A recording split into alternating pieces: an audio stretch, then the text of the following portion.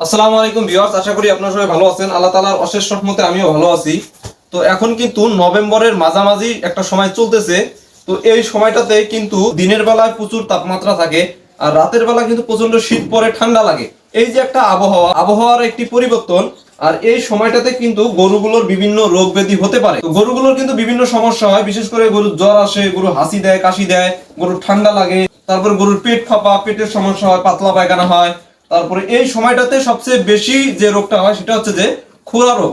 এই জন্যই যারা এখনো আপনারা গরুকে খুরা রোগের ভ্যাকসিন দেন নাই, তারা অবশ্যই গরুগুলোকে খুরা রোগের ভ্যাকসিন দিয়ে দেন। কারণ এই খুরা রোগ কিন্তু খুব ভয়ঙ্কর একটি রোগ। এই রোগটা যদি আপনার গরুর হয়ে যায় তাহলে কিন্তু গরুর মৃত্যুর হার অনেক বেশি থাকে। বিশেষ করে ছোট ছোট যে বাছুরগুলো, সেই বাছুরগুলোর কিন্তু মৃত্যুর হার সবচেয়ে বেশি এই খুরা রোগে। আর এই বড় গরু যদি খুরা রোগ হয়ে যায়, বিভিন্ন ট্রিটমেন্ট করার পর কিন্তু সেই গরুটা ভালো হয়, আবার অনেক সময় ভালো হয় না। তো যদি ভালো হয়, এর চিকিৎসা করতে কিন্তু অনেক ব্যয়বহুল একটা খরচের দরকার। এই জন্যই মূলত আপনারা আগে ভাগে গরুগুলোকে ভ্যাকসিনের আওতায় নিয়ে আসেন। তো আপনাদের একটি রোগ আমি এখনই দেখাইতেছি। তো বন্ধুরা, এই যে দেখেন, গরুটা কিন্তু আমার পাতলা পায়খানা করতেছে। তো কালকে রাতে কিন্তু আমি ভালো একদম পরিষ্কার খাবার দিয়েছিলাম। খাবার দেওয়ার পরেও দেখতে পাচ্ছেন গরুটা পাতলা পায়খানা করতেছে। তো এটা কিন্তু আবহাওয়াজনিত কারণে গরুর যে ঠান্ডা লাগে, সেই ঠান্ডার মাধ্যমে কিন্তু এই পাতলা পায়খানাটা হয়ে থাকে। বন্ধুরা, আমার এখানে 60টি গরু আছে। 60টি গরুর মধ্যে কিন্তু 2টি গরু এরকম পাতলা পায়খানা করতেছে। তো এই যে দেখেন গরুটা, এটাও কিন্তু পাতলা পায়খানা করতেছে। মোট কথা আমার বড় গরুটা এবং আমার যে দেশি গরুটা আছে, সেই দেশি গরুটাও কিন্তু এই পাতলা পায়খানা করতেছে। তো বন্ধুরা, এই সময়টাতে এই রোগটা কিন্তু অনেকেরই হইতেছে।